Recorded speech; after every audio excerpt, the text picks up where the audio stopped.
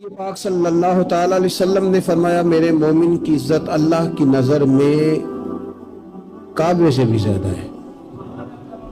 میں بڑے زمانے سے کچھ نہیں تو مجھے 20 سال ہو گئے ڈاکٹروں کا چکر لگاتے، والد صاحب بیمار تھے، والدہ بیمار تھی، خود جانا پڑا، کبھی بچوں کو لے کے جانا پڑا۔ میں نے لہجوں میں بعض جگہ پہ غرور دیکھا،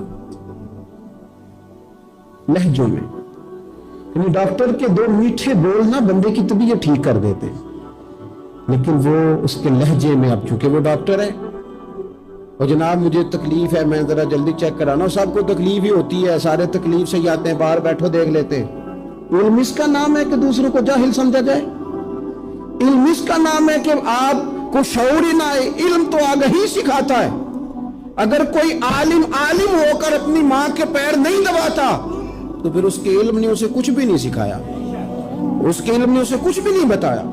اگر عالم ہو کر اپنے باپ کا حیا نہیں کرتا تو پھر یہ کورس ہے، اس نے لفظ سیکھے ہیں ایڑے ترچے، اسے سمجھ نہیں آئی لوگوں سے پیار کیسے کرنا تھا۔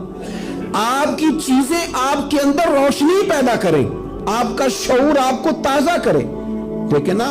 جتنا پھل زیادہ لگ گیا ٹہنی اتنی جھک گئی۔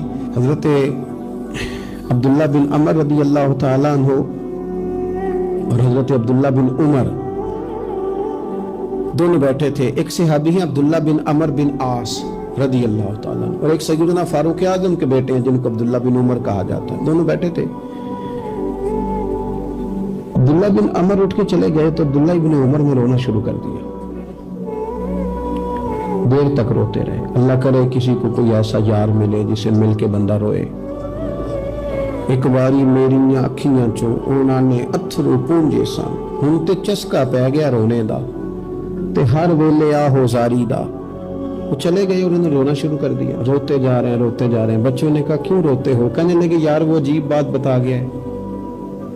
وہ کہتا ہے میں نے حضور علیہ السلام سے خود سنا ہے کہ جس کے دل میں رائی کے دانے کے برابر تکبر ہو جنت میں نہیں جائے گا۔ روتا ہوں، انسان ہوں، کبھی کو بات ہو ہی جاتی ہے، کبھی کو پریشانی ہو ہی جاتی ہے، پھر اپنے ارد گرد والوں سے کہنے لگے دعا کرو رب عاجزی کی توفیق دے دے، اللہ بڑے بول سے بچا لے۔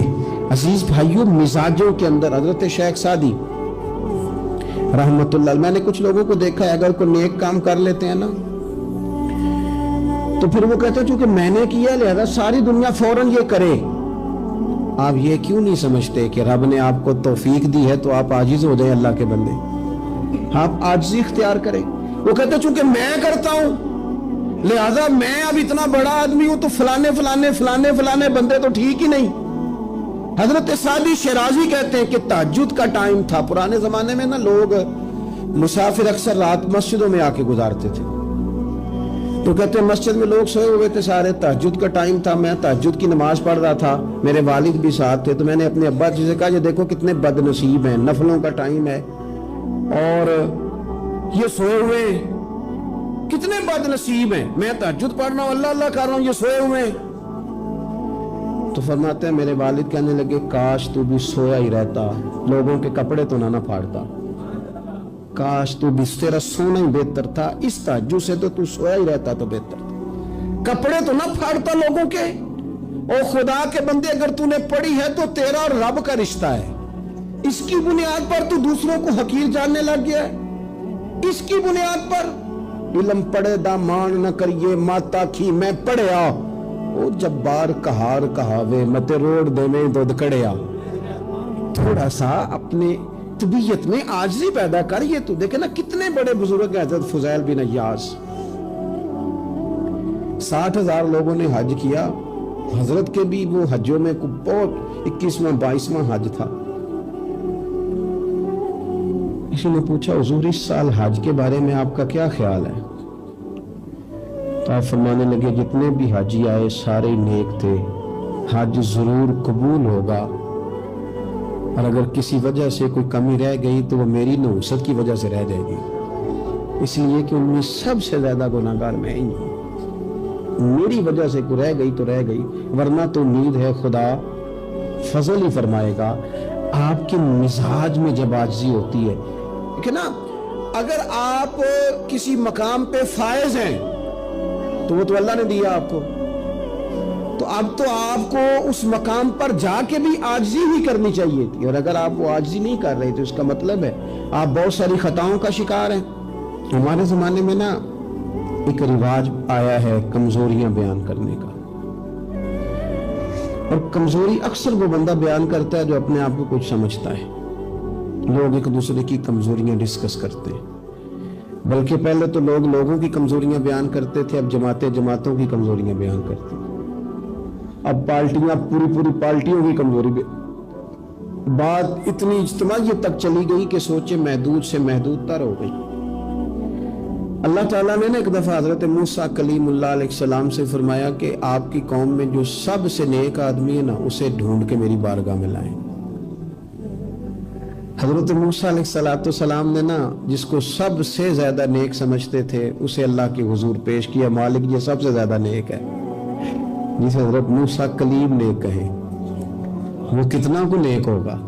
یا اللہ یہ نیک ہے۔ حضرت موسیٰ علیہ السلام سے رب کریم نے فرمایا اب اس بندے کی ڈیوٹی لگاؤ کہ یہ اس قوم میں جو سب سے گناہگار ہے وہ بندہ ڈھونڈ کے لائے۔ اگر یہ ڈیوٹی ہماری لگتی تو پھر تو اللہ خیر کرے، سارے گناہگار تھے ماں سوائے میرے، خدا مجھے ایسی خدائی نہ دے کہ اپنے سوا کچھ دکھائی نہ دے۔ جناب اس کی ڈیوٹی لگائیں، حضرت موسیٰ کی گواہی ہے یہ سب سے زیادہ نیک ہے، اس کی ڈیوٹی لگائیں یہ سب سے گناہگار بندہ ڈھونڈ کے لائے۔ آپ نے ڈیوٹی لگا دی تو وہ عرض کرنے لگے حضور 3 دن کی مہلت دے، میں بندہ ڈھونڈتا ہوں۔ 3 دن 3 راتیں گزر گئیں، آنے کا وقت آیا تو اسی نیک آدمی نے کیا کیا، اپنے گلے میں رسی ڈالی اور اپنے ہی ہاتھ سے پکڑ کے لا کے حضرت موسیٰ کلیم کے دست مبارک میں دے کے کہا حضور 3 دن کوشش کی ہے، سب سے زیادہ گناہگار میں ہی ہوں۔ برے بندے تو میں لبن ٹریا تے جگ تے ملیا نہ کوئی، تے اپنے اندر چھاتی پائی تے میتھوں برا نہ کوئی، میں ہی ہوں۔ تو حضرت موسیٰ کلیم علیہ السلام فرمانے لگے یہ تو نے کس طرح تجزیہ کیا؟ عرض کی حضور بعض لوگوں کی نا چھوٹی موٹی کوتاہیاں میرے سامنے تھیں، اس پر میں نے غور کیا، لیکن ان کی غلطیاں یقینی نہیں تھی، میرا گمان ہی تھا، پورا مجھے یقین نہیں تھا کہ یہ غلطیاں ہیں، لیکن جو میری غلطیاں تھیں ان کا مجھے پورا یقین تھا کہ یہ ہے۔ کسی کی غلطیاں میرے سامنے یقینی نہیں تھی، اپنی کوتاہیاں میرے سامنے یقینی تھی، اور جو زیادہ یقینی چیزیں تھیں نا اس پر جب میں نے غور کیا تو پھر میں سمجھا کہ اس بستی میں سب سے گناہگار میں ہی ہوں۔ آپ مجھے نا بتائیں اب میرے لیے آپ نے کیا کرنا ہے؟ جناب موسیٰ وہیں کھڑے تھے تو رب کریم نے حضرت موسیٰ سے کلام فرمایا، وہی فرمائی، فرمایا میرے کلیم اس کو جو سب سے زیادہ فضیلت ملی ہے وہ نمازوں کی وجہ سے نہیں ملی، یہی اس کی عاجزی ہے جس کی وجہ سے رب نے سب سے زیادہ فضیلت عطا فرمائی۔ یہ اس کے ذہن کے اندر بات ہے جس سبب سے اللہ تعالیٰ نے اسے یہ اعزاز دیا۔ تھوڑا سا نا چیزوں کو سمجھا جائے، انسان اپنی ذہن سازی کرے، اپنے اوپر غور کرے۔ ہم اپنے آپ کو 2 4 5 چیزیں دیکھ کے تسلیاں دے کے بیٹھ جاتے ہیں کہ نہیں نہیں چھوڑ، تو ساری دنیا اتنی خراب ہے، تو فلانی نیکی بھی کرتا ہے۔ اس سے نا انسان کی روحانی زندگی کمزور پڑ جاتی ہے، اس کے افکار پہ میل کچیل چڑھنے لگ جاتی ہے، وہ آہستہ آہستہ کمزور ہونے لگ جاتا ہے۔ کچھ بھی فرق نہیں پڑتا، اگر طبیعت میں عاجزی آ جائے تو کوئی فرق مثلا کیا ہو جائے گا؟ اگر کوئی شخص تھوڑا بہت اگر کام کر لے، اگر کسی وقت وہ کوئی عاجزی اختیار کر لے تو اس سے فرق پڑ جائے گا۔ اور میں نے دیکھا سوسائٹی کا یہ ماحول بن گیا، وہ جناب تسا شاہ پر چکے ہے، اور بڑے اور انداز میں لوگ بات کرتے ہیں، اپنی طبیعتوں پہ بوجھ ڈالا جائے۔ ہمارے ہاں نا ایک لمبی لسٹ ہے ان لوگوں کی جن کی وجہ سے ان کے اپنے تکلیف میں یعنی کیا مثلا کیا کہہ سکتا ہے بندہ؟ داماد کو کہہ سکتا ہے کچھ، لیکن اس نے مصیبت کھڑی کی ہوئی ہے، وہ بیٹی کو نواسوں کو لے کے آتا ہے تو دروازے پہ چھوڑ کے چلا جاتا ہے، کہتا ہے سٹیٹس ہی نہیں میرا۔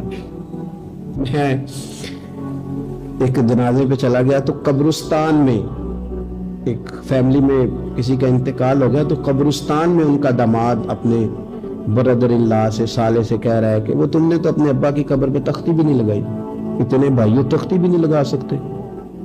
وہ کہنے لگا بھائی جان بس وہ مصروفیت رہی ہے, قبر تو پکی کرا دی تھی تو بس تھوڑے دنوں میں لگوا دیتے. بیچارہ نا ادھر ادھر میری طرف بھی دیکھ رہا ہے کہ لوگ سن, اور وہ ڈھٹائی سے باتیں کیے جا رہا ہے کیونکہ وہ دماد ہے, ان کی بیٹی گھر ہے, مفت کی بلیک میلنگ ہے. بندہ چلا گیا, میں نے اس کا بازو پکڑ کے سائڈ پہ کر لیا. میں نے کہا یار تجھے قبروں میں بھی اللہ نہیں یاد آیا؟ یہ مفت کی جو آزمائشیں ہم لوگوں کو ڈالتے ہیں نا, اس سے بچیں. بلا وجہ کی جناب وہ مجھے پوچھا نہیں تو مجھے جناب دیا نہیں تو میری بھی کوئی حیثیت تھی, آپ اس طرح نہ گنوائیں. ان سے چیزیں چھلکتی ہیں, اس سے محسوس ہوتا ہے کہ آپ چھوٹے آدمی, اس سے محسوس ہوتا ہے کہ ہم کمزور پڑ گئے, ہم نے کس بنیاد پر لوگوں کو لوٹنا اور تاڑنا اور لتاڑنا شروع کر دیا. انسان ہوتا ہے, اور وہ جب ان چیزوں سے نکل جاتا ہے نا تو محسوس ہوتا ہے کہ وہ بندہ بڑا آدمی ہے کہ جو نہ اسے کوئی یہ پرواہ ہے کہ مجھے کوئی بٹھائے کہاں پہ, نہ اسے کوئی یہ ٹینشن ہے کہ کوئی یہ. میں نے دیکھا ہے بعض بڑے لوگ ان چیزوں سے ویسے نکل جاتے ہیں.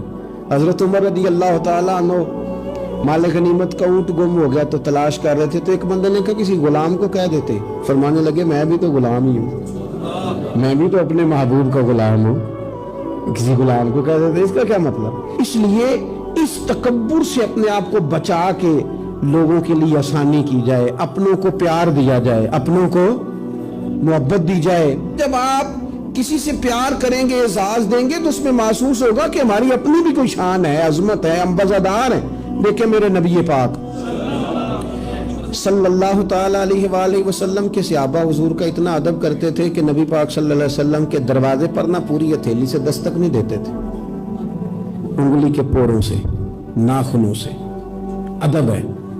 کسی نے کہا تھا کہ باب جبریل کے پہلو میں ذرا دھیرے سے, خواجہ فخر الدین فرماتے ہیں باب جبریل کے پہلو میں ذرا دھیرے سے, فخر کہتے ہوئے جبریل کو یوں پایا گیا, ہم نے نا پلکوں سے درے یار پہ دستک دی ہے, کیونکہ ذرا آواز اونچی ہوئی تو عمر کا سرمایا گیا. صحابہ یوں ادب کرتے کہ اونچا سانس نہیں لیتے تھے حضور کی بارگاہ. نبی پاک صلی اللہ علیہ وسلم کے وجود سے وضو کا پانی تو وہ نیچے نہیں گرے گا, وہ نیچے تھیلیاں کر دیتے. آنکھیں حضور کی بارگاہ میں نہیں اٹھاتے تھے. بعد سے پوچھا داتا حلیہ بیان کر دو, کہتے تھے اتنی جرت ہی نہیں تھی حضور کو دیکھ سکے. وہ اتنا ادب کرتے, لیکن نبی پاک صلی اللہ علیہ وسلم کا ان کے ساتھ معاملہ کیا تھا؟ جنگ بدر کے لیے جب سواریاں جا رہی تھی نا, تو ایک سواری پہ 3 لوگ تھے. تو اسلام مذہب بڑا حسین ہے نا, یہ رحمت للعالمین محبوب کا پیغام ہے نا. اب ایک سواری پہ 3 بندے بیٹھیں گے, تکلیف ہوگی. طے یہ پایا کہ 2 بیٹھ جائیں, ایک پیدل چلے. نبی پاک صلی اللہ علیہ وسلم نے فرمایا مجھے بھی 2 بندے دے دو. نصیبہ جاگا سیدنا ابو لبابہ کا. حضرت علی